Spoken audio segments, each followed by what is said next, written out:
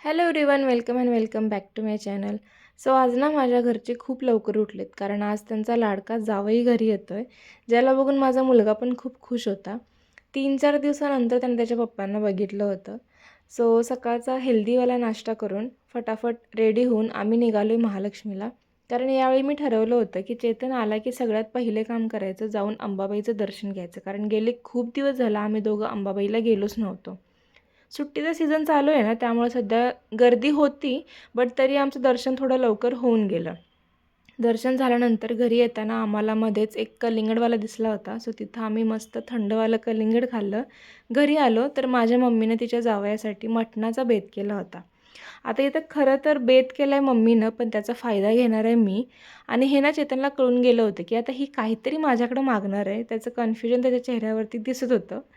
So मी त्याच्याकडं काय मागणार आहे हे त्याला लवकरच समजेल. तोपर्यंत बाय, टेक केअर.